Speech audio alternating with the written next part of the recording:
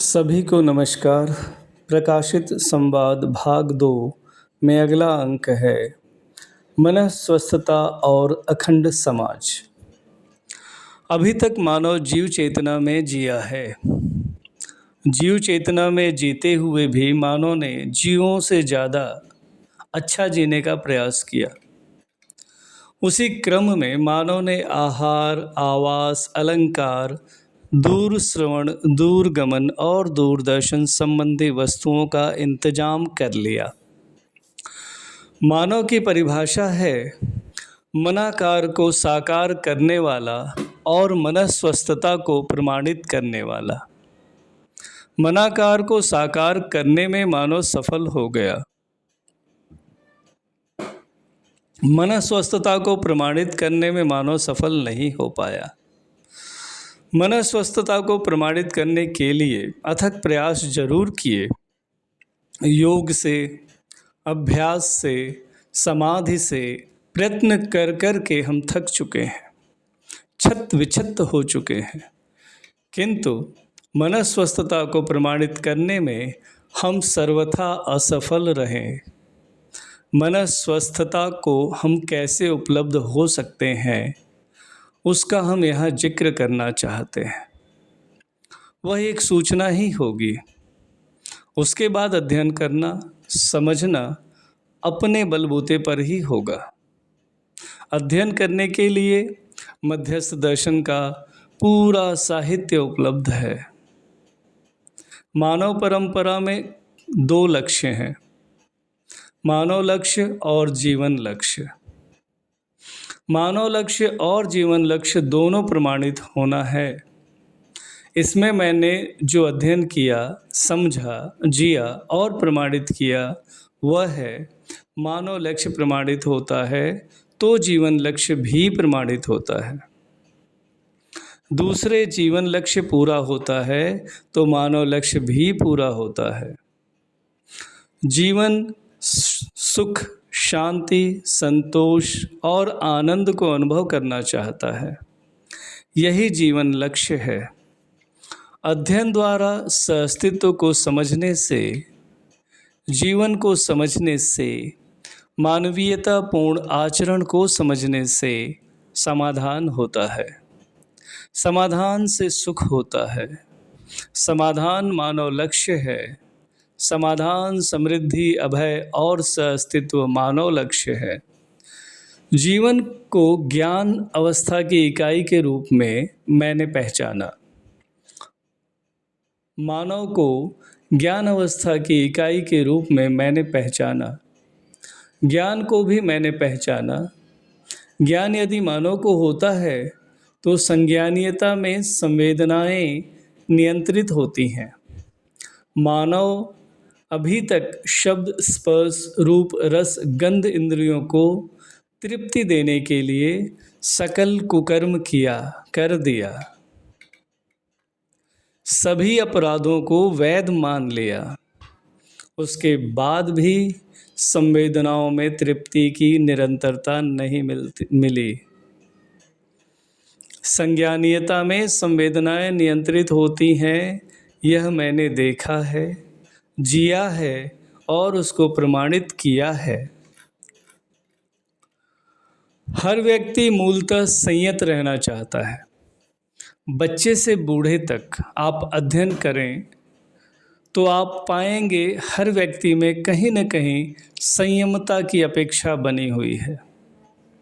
भले ही वह घोर अराजकता में क्यों न जीता हो।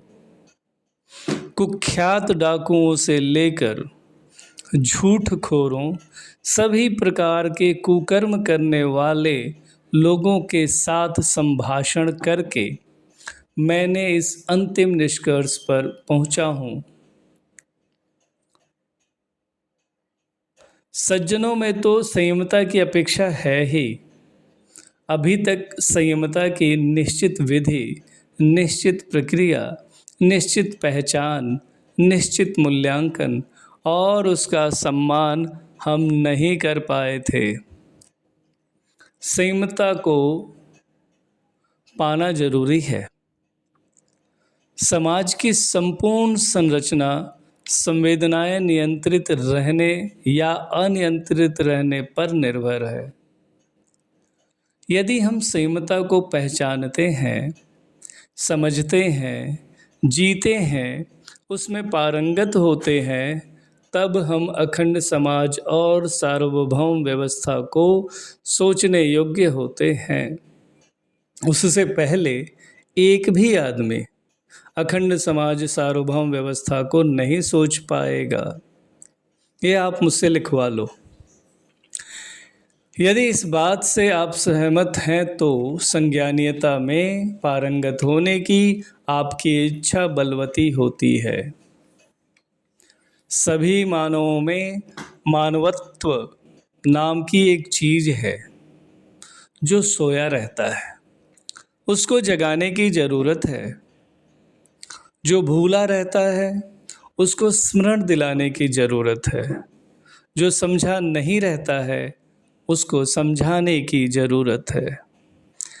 इन तीन काम में लगने की जरूरत है। कौन लगेगा इसमें? जो संज्ञानीयता में पारंगत है, जिसकी संवेदनाएं नियंत्रित हो चुकी हैं, अखंड समाज सार्वभौम व्यवस्था की सूत्र व्याख्या को जो पा चुका है, वही संयम को प्रमाणित करने के क्रम में इस काम में लगेगा। इससे कम दाम में यह होने वाला नहीं है।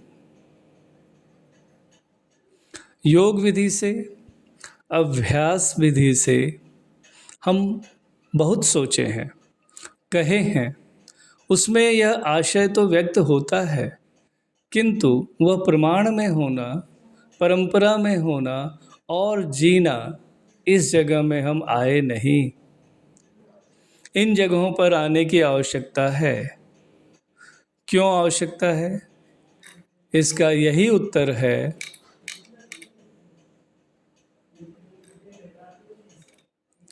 धरती बीमार हो गई है। मानव की अपराध प्रवृत्ति से ही यह धरती बीमार हुई है। अपराध प्रवृत्ति से मुक्ति के लिए अखंड समाज सार्वभौम व्यवस्था सूत्र व्याख्या के पास आना ही होगा। अखंड समाज का मतलब है मानवत्व का जागृति स्वरूप में प्रमाणित होना। मानव संज्ञानीयता संपन्न होकर नियंत्रित संवेदनशीलता पूर्वक व्यवस्था में जीता है। संज्ञानीयता से आशय है सहअस्तित्व दर्शन ज्ञान, जीवन ज्ञान और मानवीयतापूर्ण आचरण ज्ञान से संपन्न होना।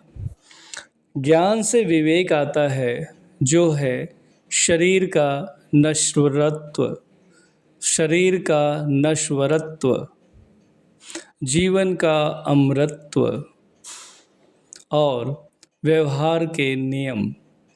ज्ञान से विवेक आता है, जो है शरीर का नश्वरत्व, जीवन का अमरत्व और व्यवहार के नियम।